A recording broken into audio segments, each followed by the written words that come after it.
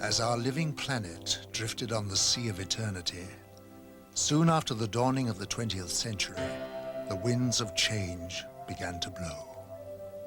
Events were to take place which would change the course of mankind forever. The atomic age had arrived.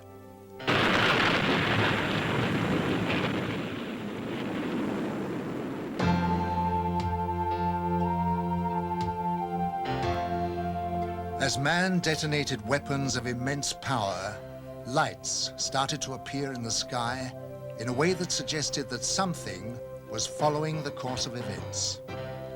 The shattering thought imposed itself that we were perhaps not the only inhabitants of the universe. Since the beginning of civilization, we had been watching the stars, never dreaming that they, in turn, might be watching us.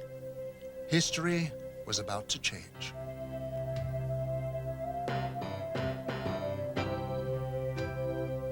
Because these lights appeared suddenly in the sky over Washington on July 20th, 1952, moving from the White House to the Capitol, hundreds of people witnessed the extraordinary event, and it left them stunned. The lights instantly jumped from one position to another. They were also observed by high military officials who knew what the lights were trying to say. The public had never seen anything like this, whereas the military had already a long history of involvement with these alien visitors, but had kept it from the public. An immediate emergency meeting was called to formulate a plan to divert public attention away from the occurrences. From that day on, it was decided to place the subject under the highest classification of security. Then came the first announcement to mislead the public made by Chief of Air Intelligence, Major General John Sanford. We can say that the recent sightings are in no way connected with any secret development by any agency of the United States.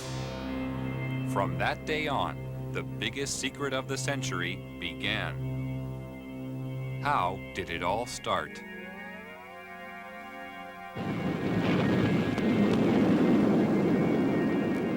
After the first atomic bomb was detonated, more tests were made of the effects on the environment and human subjects to gauge the degree of contamination unleashed.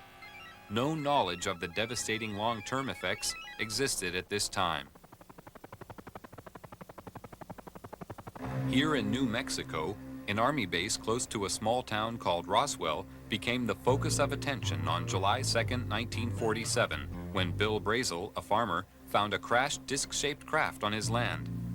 The military arrived on the scene and quickly isolated the spot when they found debris scattered over a wide area. They also found 4 dead humanoid alien bodies who had been ejected from the craft. Because of many recent UFO sightings by the military, they accepted the existence of visitors from outer space who obviously possessed a technology which was far beyond our understanding. Now, for the first time, they had tangible evidence and were eager to learn its secrets. Roswell was the home of the 509th Bomber Wing, the sole American atomic bomber group. Major Jesse Marcel, an Army intelligence officer, was engaged on the recovery operation and asked Walter Haut, the Army Public Relations Officer, to prepare a story for the local newspaper. He told me to prepare a release with basically the information that he gave me over the phone. When it was done, to take it into community and hand deliver it to the 4 news media we had in Roswell at that time, which is what I did. The story was published in the local paper. The news was also prepared to be aired by the local radio, but Judd Roberts, the radio station manager, was warned not to broadcast it. Sorry. The question that we ran into is the very next morning, some friendly person, probably from Clinton Anderson's office, called us from Washington and said, we understand that you have some information, and we want to assure you that if you release it on this matter, because it's not supposed to be released, it's very possible that your license could be in jeopardy, and so we suggest that you not do it. And he said, when I mean in jeopardy, like maybe 3 days. Preparations were made at Roswell Army Base for the transport of the wreckage. Robert Shirkey witnessed the secret handling of the parts. They came in the front door, straight down the hallway, and right out onto the ramp to climb into the airplane. And these were the people that were carrying parts of the crashed flying saucer at that time, UFO today, that I got to see. And that was the only thing I got to see. And it was very short, very quick. Colonel Blanchard, in order to get out of their way, had backed into the doorway of the ops office. And I stepped up to him and I said, "Colonel, turn sideways. I want to see too." On instructions from the Pentagon, Thomas Jefferson DuBose and General Ramey created a cover story saying the crashed object was a weather balloon. We used that in order to assuage the curiosity of the press. The wreckage was loaded back onto an aircraft and flown out under cover of great security and secrecy to Wright-Patterson Air Force Base. The pilot kept silent for several years, but informed his wife after the story appeared in a newspaper. I guess now that they're putting in the paper, I can tell you about this. I wanted to tell you for years. He said, "I want you to read this article because it's a true story." And I not only know that it's true, but I'm the pilot who flew the wreckage of the UFO to Dayton, Ohio. Wright-Patterson Air Force Base was considered the most technologically advanced research center in the United States. The wreckage of the Roswell crash was dismantled for analysis. The matter was considered of such importance that the orders came directly from President Truman. Under the cover of the CIA, Truman created a group called Majestic 12 for dealing with and covering up all information about UFOs. President Truman gave the task of handling UFOs only to the highest-ranking generals. After the Roswell crash, a special group of scientists was formed and facilities built to be prepared to deal with any further UFO crashes which would occur. Wendell Stevens was a lieutenant colonel in technical intelligence in the U.S. Air Force and is now a UFO investigator. Now having an extraterrestrial vehicle and some bodies in their hands, didn't know when the next one would come down, where they came from, what they were going to do about it. There were a lot of unanswered questions. And the United States was in a turmoil at the time administratively because we were shifting from a war economy and a military-industrial command structure to a civilian structure. So the military was still dominant, and they wanted to keep control of this until they knew what was happening.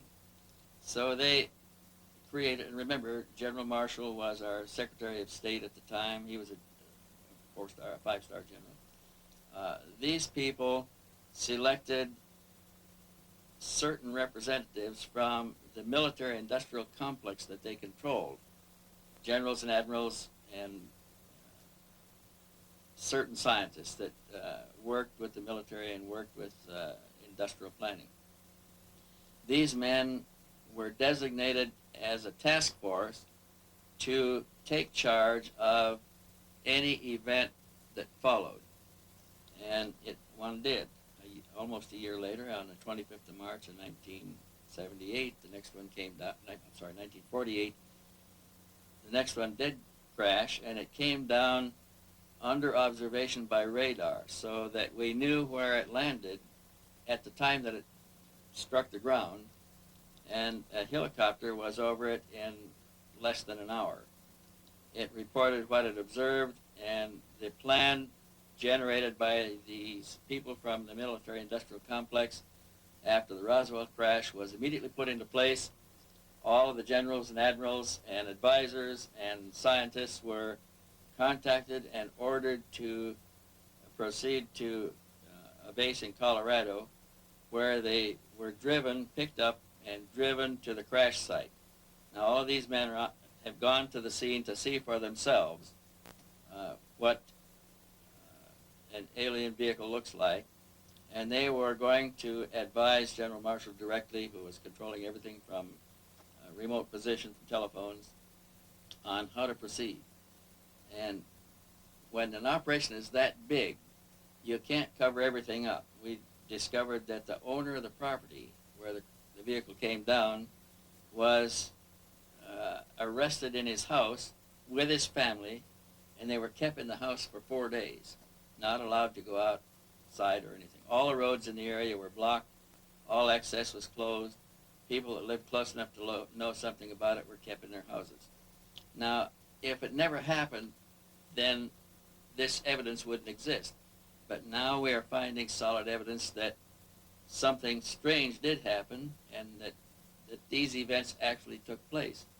Then we found people who observed the recovery of the craft from a distance, that saw the task force moving across off roads over country to a secure military facility at Los Alamos. And with these leads, we were able to turn up other witnesses, all of whom had been sworn to secrecy by their superiors at the time they participated in these events. And only a few of them would talk to us, and only on condition that they not be identified because of their vulnerability. What happens in a case of violation of security oaths of this nature, they could lose all pay and allowances due or ever to become due. They could be imprisoned. They could be fined a lot of things that none of them could stand. Through Secretary of State General Marshall, the security of the UFO situation was intensified. A closer relationship developed between the military and Majestic 12. As time passed, the power of Majestic 12 grew stronger. Virgil Armstrong was an intelligence officer with the CIA and worked with highly classified assignments. He retired with the rank of major. I received documents which said that a UFO had landed in the middle of White Sands, New Mexico proving grounds, and that this object was inert, was under surveillance, and would be kept under surveillance until they could determine whether it was hostile or friendly. It later turned out that it was friendly in that the occupants were dead, and when we got aboard, there were 5 bodies. The bodies were diminutive in size, in other words, 3.5 feet. The largest one was just under 4 feet. 2 of them were obviously the commanding officers because 2 of them wore epaulets on their shoulders. Later turns out that they were all male. When we flew them back to Wright-Patterson, of course, the examination, physical examination, and the autopsy, of course, revealed that they were indeed all male. From descriptions given by several witnesses, the aliens have very large eyes, a small nose, and a small mouth. They are usually about 3 feet 6 inches in height and have no body hair. Now, consider, if you will, the position of the United States government at this time. They proudly thought of themselves as the most powerful nation on Earth, having recently produced the atomic bomb and won World War II with it. They had built a jet aircraft that exceeded the speed of sound in flight, or would, in October of '47. They had built bombers with intercontinental range that carried weapons of enormous destruction. Now, imagine what it was like for these same leaders, all of whom had witnessed the panic of the Orson Welles broadcast in the War of the Worlds in 1938. Thousands of Americans panicked at a realistically presented invasion of Earth. But imagine their horror as they actually viewed the dead bodies of the real aliens. Imagine their shock as they tried to determine how these saucers were powered and could discover no part even remotely similar to components they were familiar with. No cylinders, no pistons, no propellers, no vacuum tubes. It's only when you fully understand the overwhelming helplessness the government was faced with in the summer of 1947 can you comprehend their perceived need for a total, thorough, and sweeping cover-up to include the use of deadly force.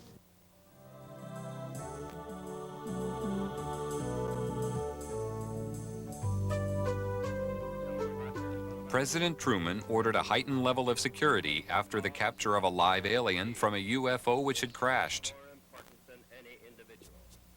Because of the ever-increasing numbers of UFO sightings at the time, it was decided to create a project called Blue Book, which was designed to suppress public knowledge and create an atmosphere of ridicule around the subject of UFOs.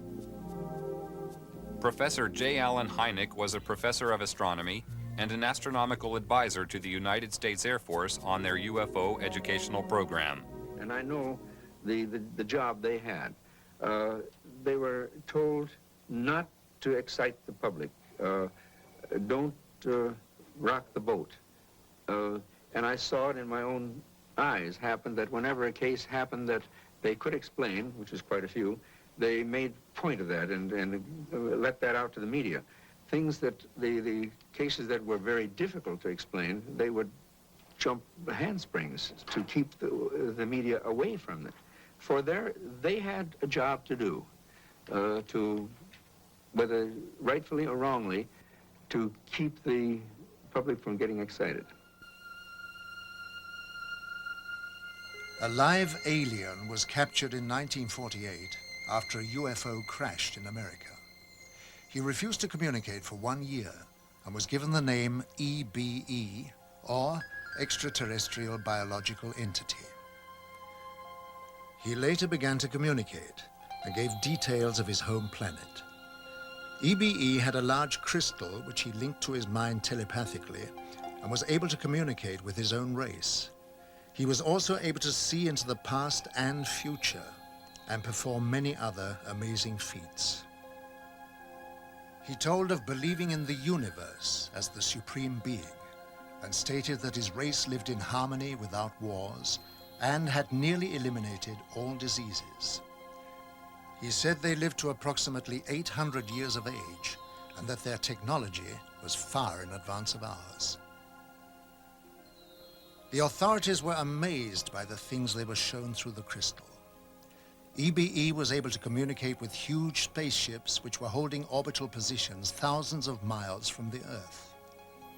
He told them that their craft were capable of reaching areas in the universe beyond our imagination, and that they were operated by thought control coupled to biological computers, and consequently did not have any control systems as we understood them. He talked about his planet and how their technology had created a system where everything was self-functional and did not require a workforce to operate it, and that everything was monitored from a central control system. He said that technicians were present there. He said their power source was eternal energy from the cosmos. He told them that his race didn't have a government like Earth, but a society governed by wise elders who sat in council to make decisions of policy. They did not have a monetary system because the needs of the people were catered for by the Federation, which made them all equal. At the request of the aliens, a meeting was arranged with President Eisenhower in 1954. It took place amid tight security at a secret location.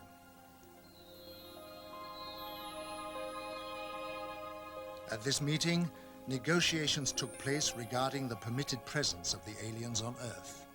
Eisenhower told the aliens that the world was not yet ready for them.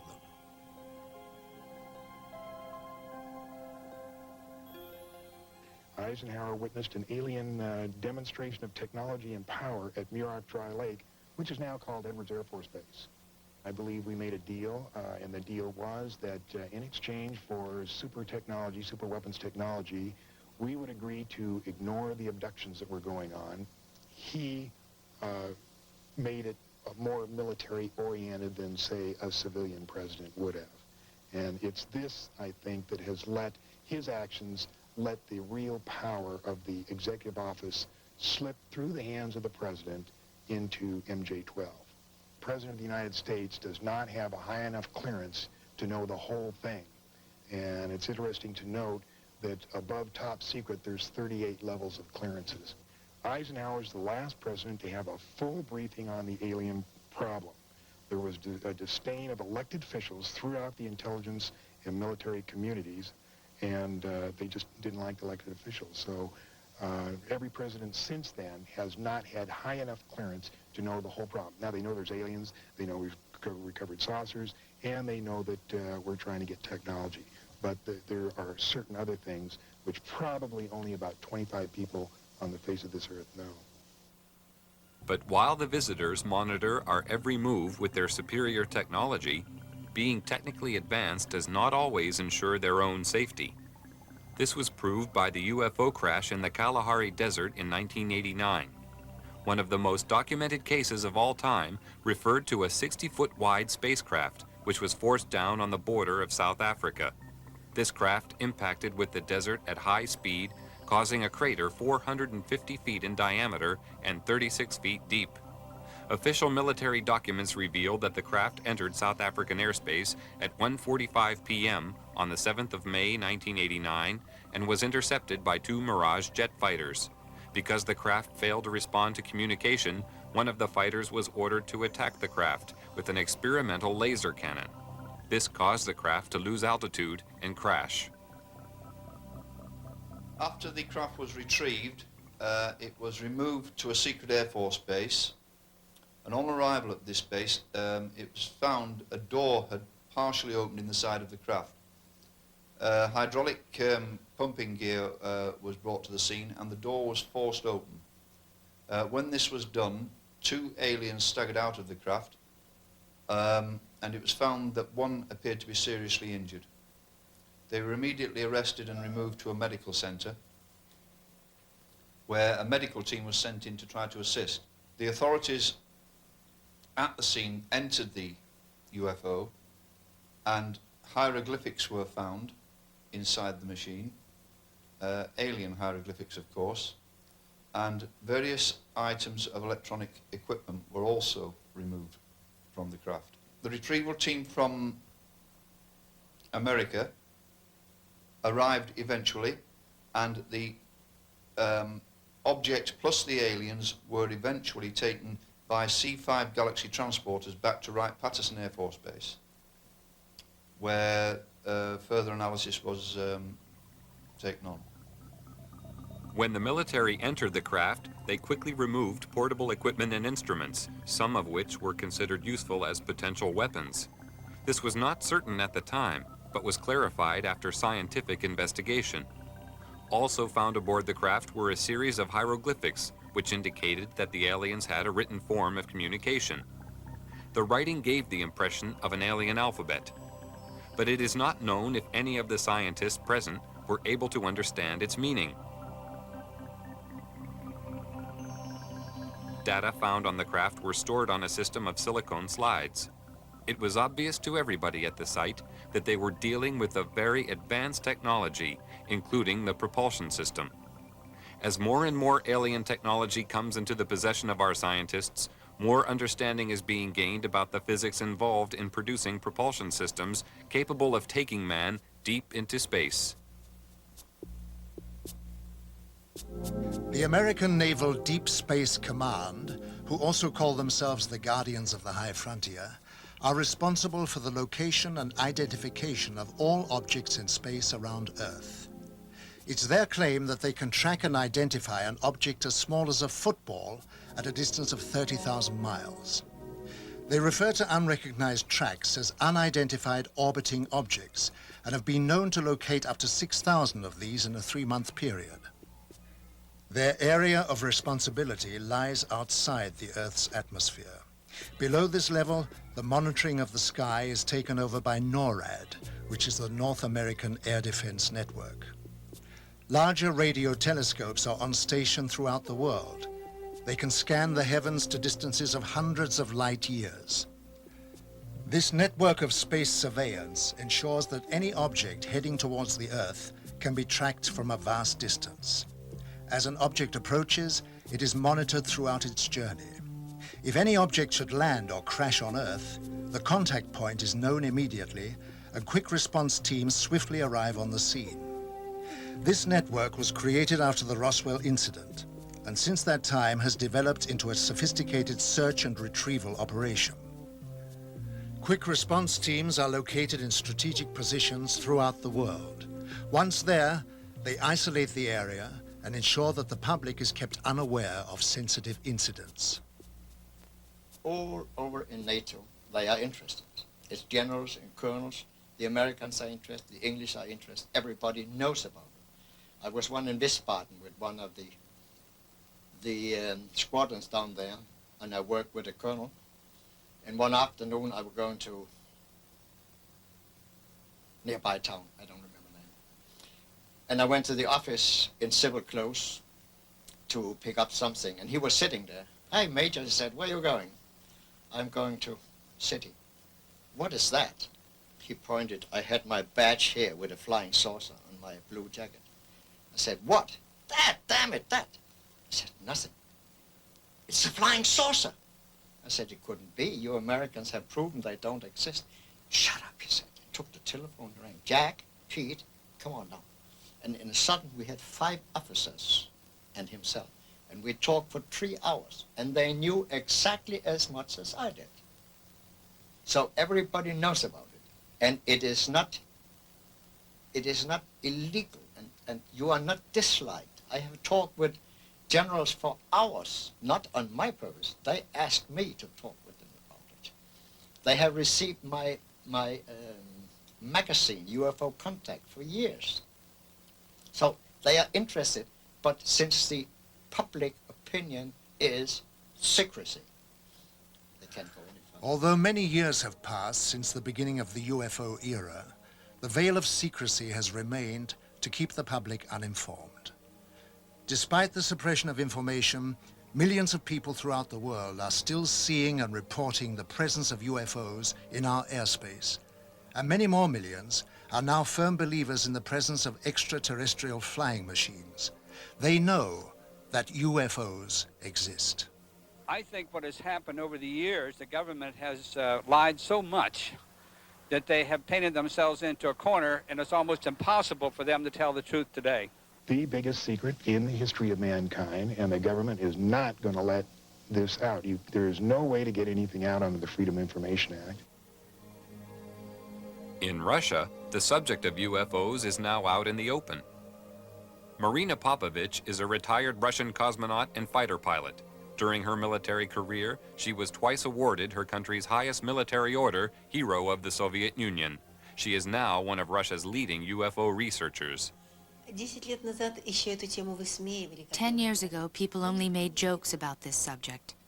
Now the attitude to UFOs is very positive.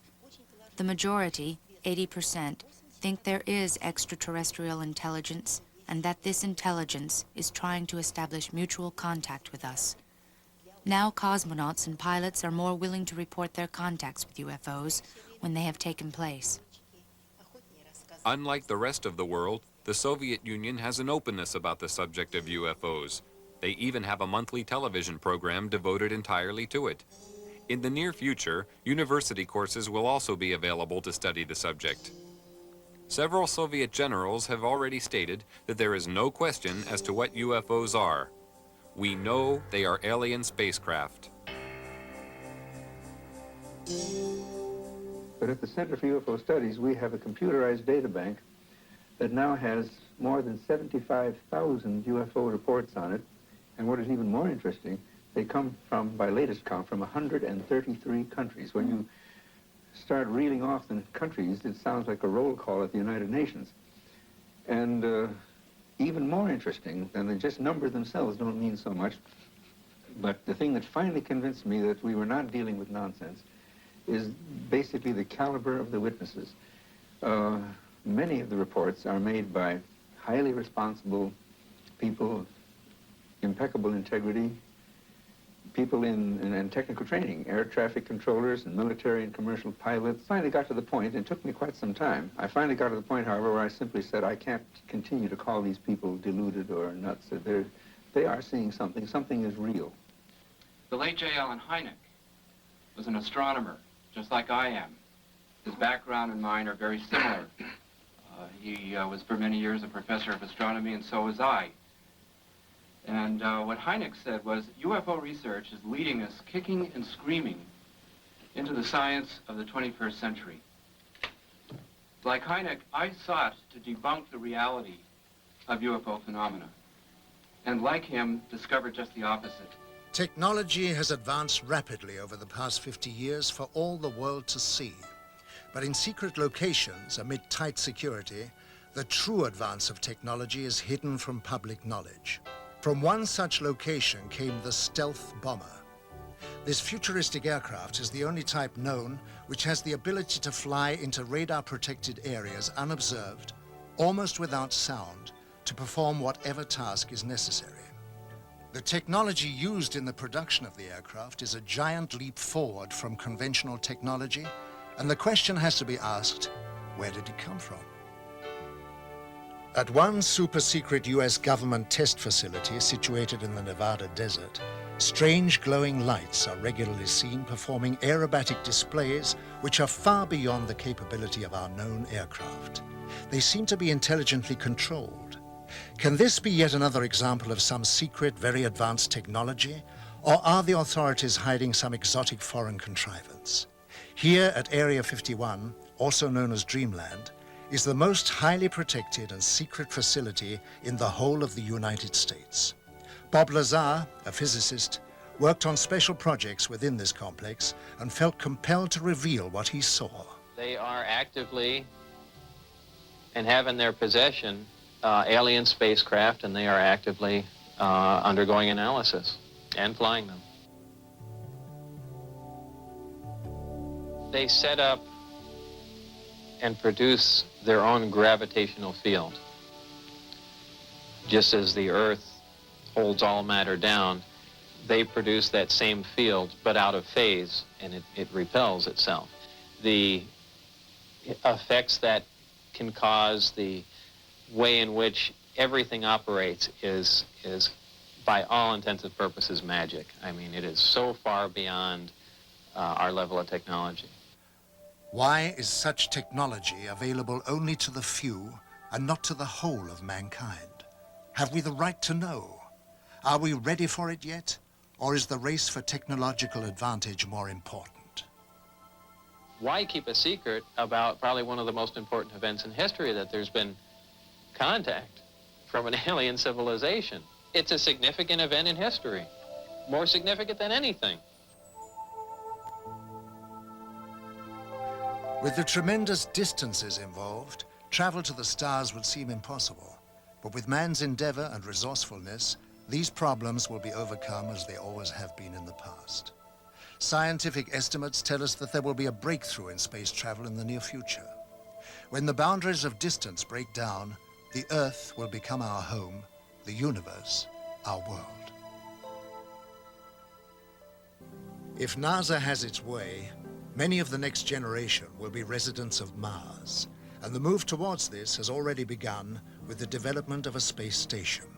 This was the essential first step towards making man a citizen of the universe.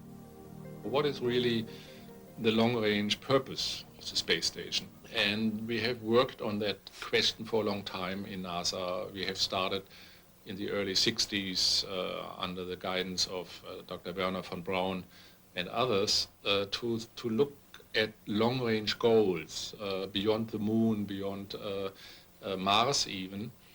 And only recently, in fact it was July 20th, 1989, the 20th anniversary of the landing of Apollo 11 on the moon, that President George Bush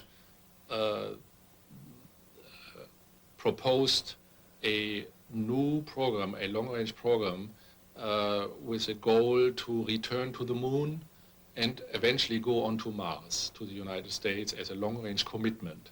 And as we develop the space station itself will be used as a test bed, as a laboratory to test new technologies. And you need space to develop those technologies. As long as we are still on Earth, we can just talk about it. The question of which technology to use for this new, what we call the Space Exploration Initiative, that's the name, SEI, Space Exploration Initiative. What technology to use in the area of propulsion or life support or materials and structures and power and communications is being analyzed and investigated by NASA right now. And we're doing it in a number of categories. We're looking at present-day technologies, tomorrow technologies, and advanced technologies which are day after tomorrow. What was yesterday's science fiction is today's very palpable truth. Grandfather's spine-chilling fantasies have become an indispensable part of modern life. Jesko von Puttkammer was NASA's advisor to the creator of Star Trek, Gene Roddenberry. You know, the reason I worked with Gene Roddenberry was because he wanted us to help him portray a future 200 years from now as we would like it to be. Very positive, technology having become our friend instead of our enemy, technology as a partner of humans. And of course, the story itself of this machine, Voyager or V'ger, looking for its maker, its creator, which is really a metaphor of humans looking for their God. And it's the God-seeker story. And so he wanted NASA to show that the technology which the movie and his TV series depicts is accurate, that the physics is accurate, that the mathematics is accurate, that the astronomy is accurate. The propulsion system of the Star Trek consists of two major elements. One is the energy source, just to provide energy, which is the antimatter system. That makes sense, that could be done. But the propulsion itself, to push the ship, it's called a warp drive, and that has to do with changing space itself and flying faster than the speed of light. We know what antimatter is, and that when you have antimatter and real matter and it comes together, you get a tremendous explosion, you get tremendous energy, E equal mc square, as Einstein said. And so this is the most powerful reaction you get in the universe, therefore the Starship Enterprise uses it.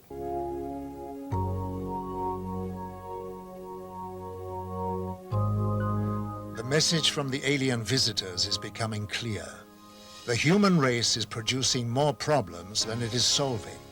A change of direction is necessary to guarantee a safe transition into the future. They are here to warn us. They started this program a couple of thousand years ago. They are very highly technical and spiritual advanced. These people have a technique that they can foretell development in cosmos for centuries. And they knew thousands of years ago what were going to happen on Earth. So they prepared for that situation. And we go forward to our time. Now they are here in our atmosphere in large numbers. They have always been here, but now they are here in large numbers to look over what we are doing, simply because they know that we'll kill ourselves in many ways. If we don't push the button, we'll be killed by poison. If we don't kill each other by poison, we'll kill each other by too many people.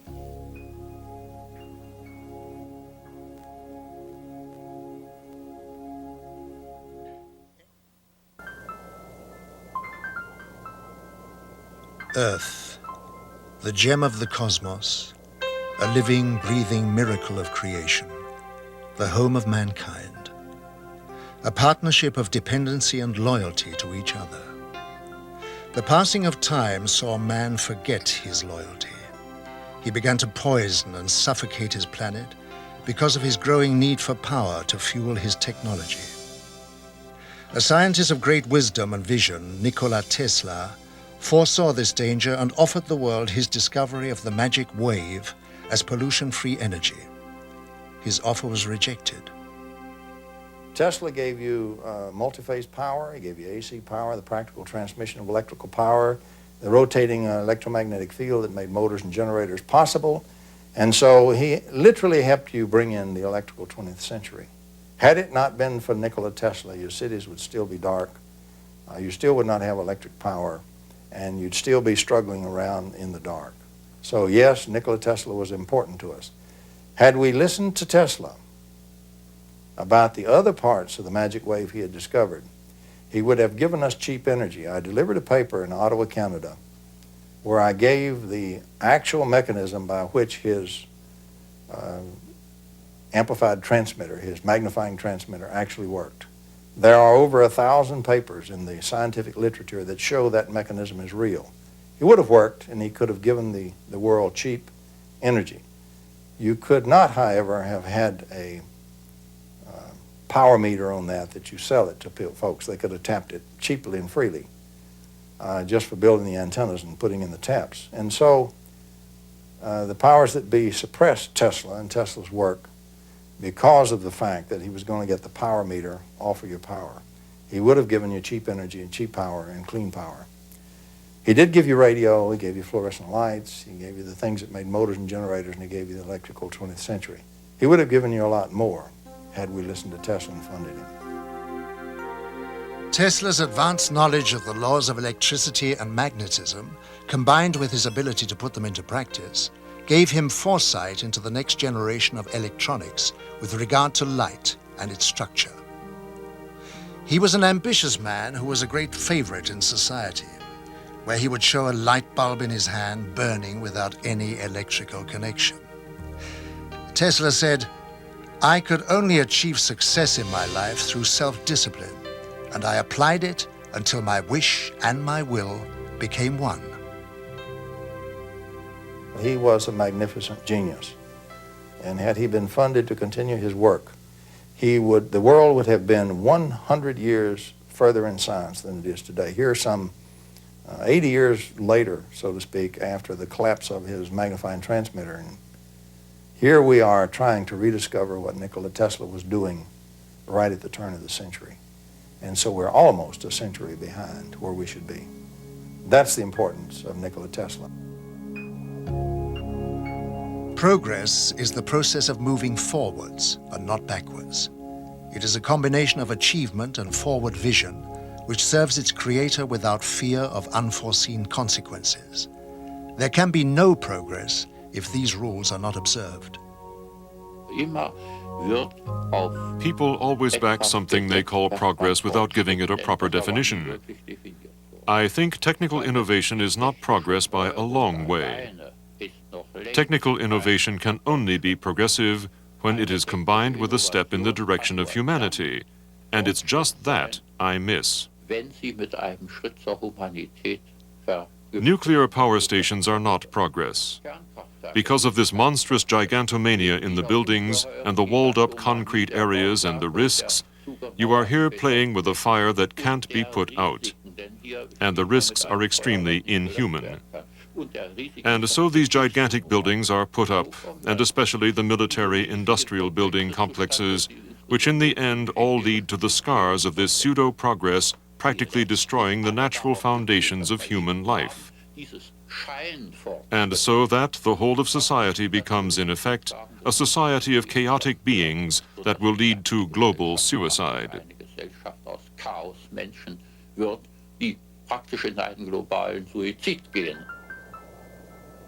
Real progress is being made in a laboratory in Canada.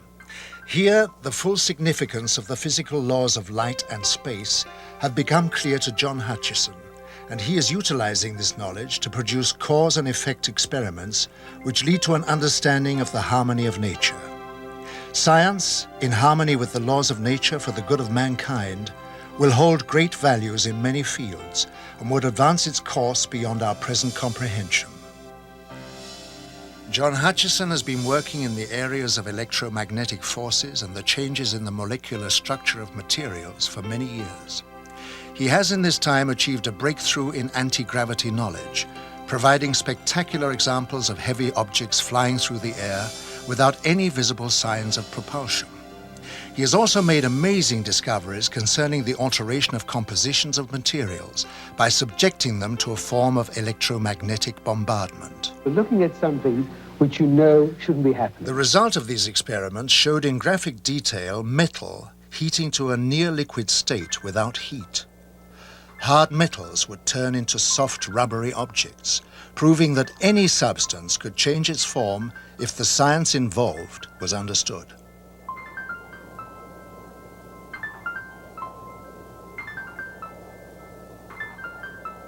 I immediately realized that this had tremendous significance. It had significance in space, it had military implications, and its understanding could possibly open up a whole new energy source. Hutchison is one of the growing number of scientists who realize that by applying physics to the natural laws of the universe, science will be taken into areas previously unrecognized. John Hutchison's achievement will give science a new momentum as it moves into the next century. The technology that we are aware of is quite staggering anyway. But then there is also the technology which the governments are putting together, which we don't know about, and they've obviously got their own reasons for their secrets. But if we had any comprehension of how advanced this technology was, then I think people would then begin to realize that even our own people are far more advanced than they would believe. And once they can realize how wrong they were in this direction, then they can start to wonder, well, if we are as advanced as this and we'd no idea of this, is it not feasible that there is something out there which is more advanced than this? And perhaps all the technologies which are being put together at this moment in time are catching up on our alien friends, which I very, very much doubt. But I'm sure that is the reason this technology is being put together. You've got to realize that things are not always as they seem.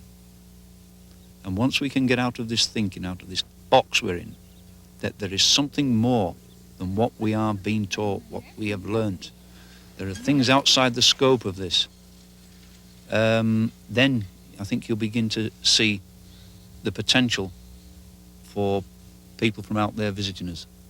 And not just now, not newly visiting us, but have been visiting us for hundreds of years. The truth about UFOs may be painful for us to face, and this might provide a continuing rationale for the government to maintain secrecy. But the truth will and must be known eventually. Continuing our denials and fears, in my opinion, are only adding to the problem. We are all in this together. In a time of opening relationships with the Soviet Union, we have the potential for radically demilitarizing our foreign policy, reallocating those resources toward preserving our planet and opening ourselves to the global village. Part of that new reality is embracing the unknown and the possibility that we have visitors beyond the Earth or beyond our dimensions of time and space. We must enter our new openness in peace and without recrimination. Our government of the people, by the people, and for the people needs to be involved in the process, not as a hostile, separate, secret unit. I therefore advocate an orderly, non-vindictive congressional investigation of UFOs and a change in government policy on supporting research in these and other phenomena. The late philosopher Joseph Campbell once said that we are living in a time in which our ignorance and our complacency are coming to an end. It's time we let go of our fears and evolve to a higher awareness of ourselves and our place in the universe. Maybe the cover-up was in our best interest, maybe not. Maybe the government underestimated the intelligence of the American people and decided we just couldn't handle it. But let me tell you this, the truth is still the truth, and nothing can change that. Not the military, not the government, and not me.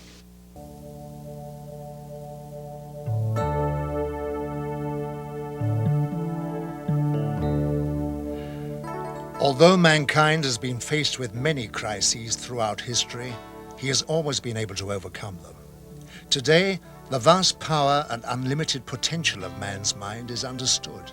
In fact, he's created computers that can pick up and even reflect his own thoughts. Man is a complex whole, possessing the capability to make matter visibly change. With the power of his mind, he can tap the energy source of the cosmos to manifest all possible necessities of life for himself. Thoughts are energy. Energy influences matter.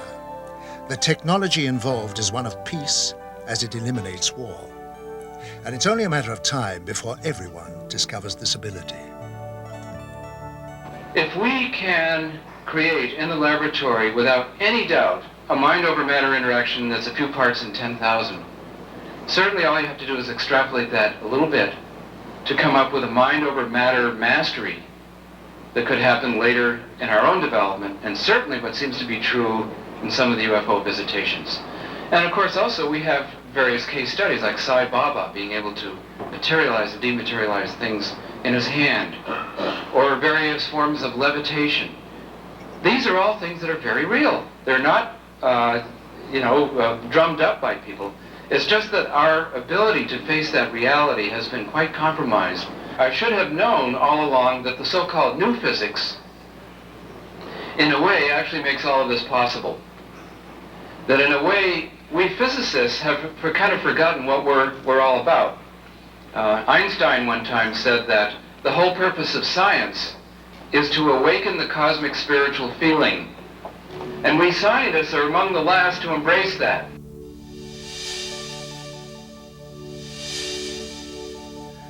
The cosmos is the energy and lifeblood of all things. Man is part of this energy and therefore holds the potential to achieve literally anything.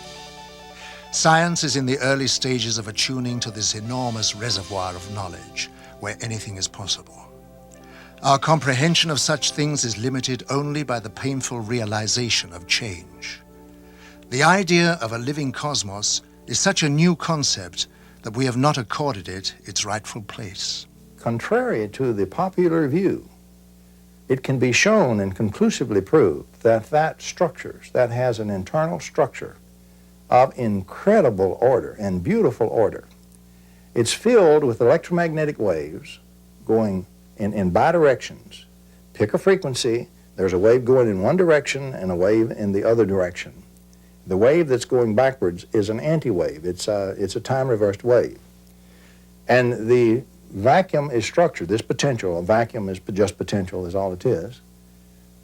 This potential is filled with a harmonic series of these waves. And so it structures spatially by bidirectional wave sets, and it structures vertically in terms of harmonics.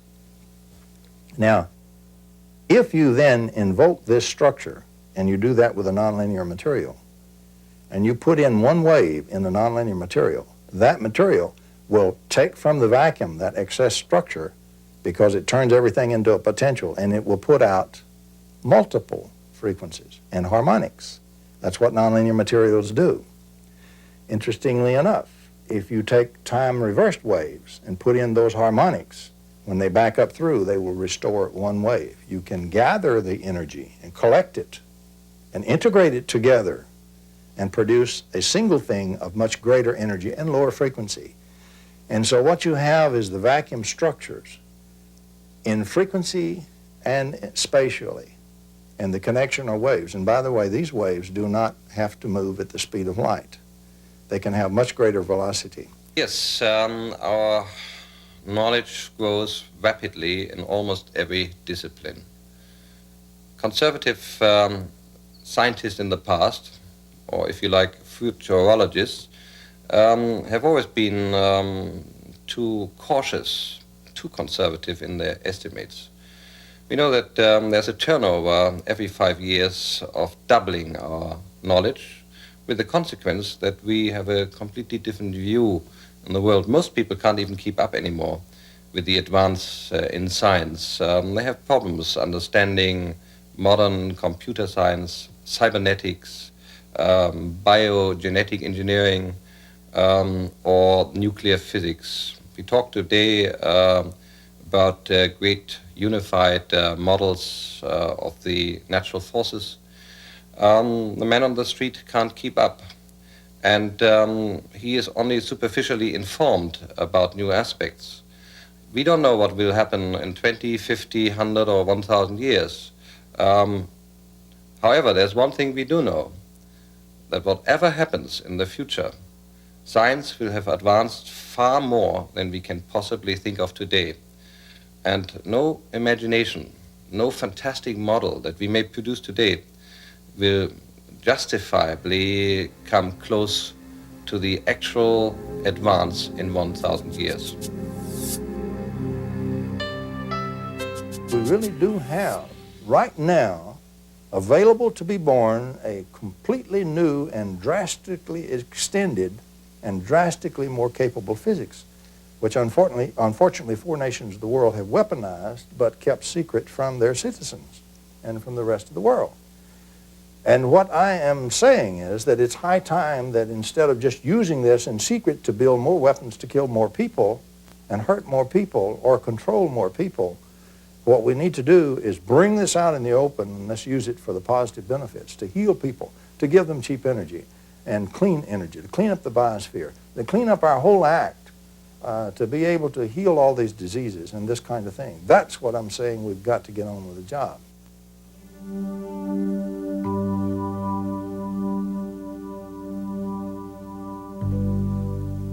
Life on your Earth is dependent on new sciences and technology to achieve advancement. When your governments were first introduced to our advanced technology, their reactions were horrendous. Because the motive to gain power and control people was foremost in their mind, the technology was suppressed from the world. Technology should be made to work for the good of all, and placed in the hands of people of understanding who care and can control it towards a free world.